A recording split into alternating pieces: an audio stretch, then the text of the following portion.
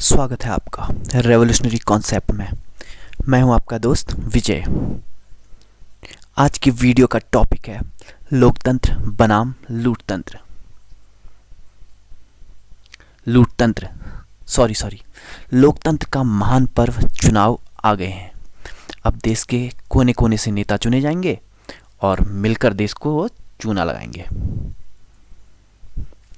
बाबा साहब अम्बेडकर ने एक व्यक्ति एक वोट का कॉन्सेप्ट दिया था, लेकिन नेताओं ने क्या किया? नेताओं ने इस लोकतंत्र को एक वोट बराबर एक नोट बराबर एक बोतल बराबर एक ... में बदल दिया है। बाकी देशभक्ति का तो क्या है? लाल किला और इंडिया गेट के सामने 15 अगस्त 26 जनवरी को जाओ और अंदर से नकली देशभक्ति वाली फीलिंग ले लो। ये जो एक उंगली दिख रही है ना, इसके बारे में तो मैं कुछ नहीं कहूँगा। हाँ, इस उंगली को एक मुट्ठी में बदलते हुए देखने की तमन्ना बहुत है मुझे। तो इंतज़ार करना है इस एक उंगली के एक मुट्ठी में बदलने के टाइम का, है ना। और दोस्तों, नेताओं के फर्जी भाषण चल रहे हैं आजकल, तो इनके फर्जी भाषणों और झांसू में मत आना। और इनके फर्जी मैनिफेस्टो भी चल रहे हैं आजकल, है ना। तो इनके भाषण, इनके मैनिफेस्टो, इनके वादे, इनके जुमले, क्या होगा इनका?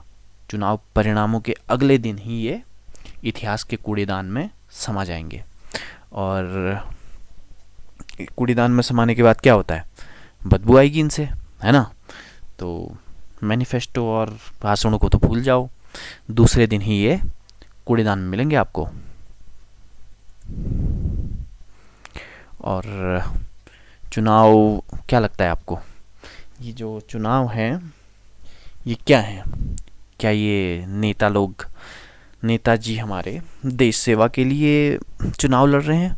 नहीं, ये चुनाव और ये चुनावी लोकतंत्र और कुछ भी नहीं, कुर्सी और 5 साल के ठेकों, कॉन्ट्रैक्टों, इनकी लड़ाई चल रही है।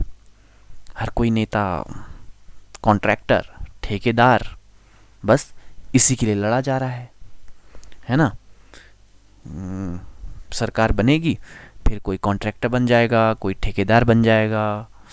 तो चुनाव नहीं, ये जंग छिड़ी है 5 साल के ठेकों की।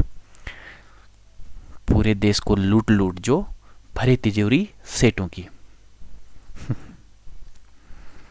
और एक ऑप्शन और दे दिया हमारे महान देश के महान लोकतंत्र ने कि कोई ऑप्शन आपके पास नहीं है तो आप नोटा दबाओ, ठीक है। लेकिन 99.99% नोटा होने के बावजूद 0.01% भी अगर वोट पड़े तो नेताजी आसानी से हाथ हिलाते हुए जीत जाएंगे। तो आप नोटा दबाओ या लोटा, ये लोकतंत्र बदलने वाला नहीं है ना। तो अब मैं एक स्टोरी पे आता हूँ जो मैंने अभी लिखी है। तो स्टोरी पे आते हैं। एक हिरनों का जंगल था, ठीक है। हिरनों का जंगल था, प्राकृतिक संसाधनों से बिल्कुल भरपूर, किसी चीज़ की कमी नहीं। तो हिरन ने डिसाइड किया कि भैया हमें तो लोकतंत्र चाहिए, अब अपने जंगल में लोकतंत्र का राज होगा। तो उन्होंने घोषित कर दिया कि अब से अपना जो प्राकृतिक संसाधनों से भरपूर भरा पूरा जंगल है उसमें अब लोकतंत्र होगा। तो लोकतंत्र होगा तो चुनाव होंगे, चुनाव होंगे तो नेता होंगे, नेता होंगे तो वो चुनाव में खड़े होंगे। तो पहले नेताजी मिस्टर शेर, ये चुनाव में खड़े होते हैं। दूसरे होते हैं मिस्टर शिकारी, वो भी चुनाव में खड़े हो जाते हैं। तीसरी होती है मिस बाघिन, वो भी चुनाव में खड़ी होती हैं। और चौथे होते हैं मिस्टर श्री भेड़िया महाराज। और भी कुछ लोग खड़े हो जाते हैं। मुख्य पार्टियां 4। अब हिरनों को चुनाव करना है कि इनमें से किसे वो अपना नेता चुनेंगे, है ना। अधूरी कहानी इसलिए है क्योंकि मुझे नहीं पता इसका परिणाम क्या होगा, कौन जीतेगा। जीते कोई भी, जीतने से क्या फ़र्क पड़ता है। अब इस डेमोक्रेसी में हिरनों के लिए सबसे सूटेबल कौन है, ये आपको बताना है।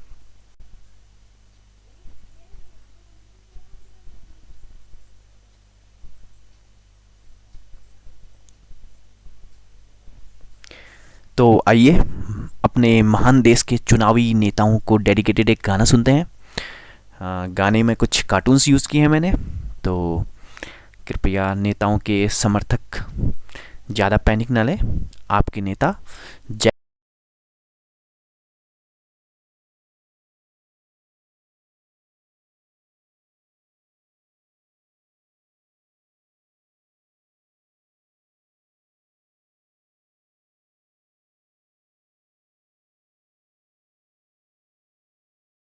जी का भाषण देगा सब।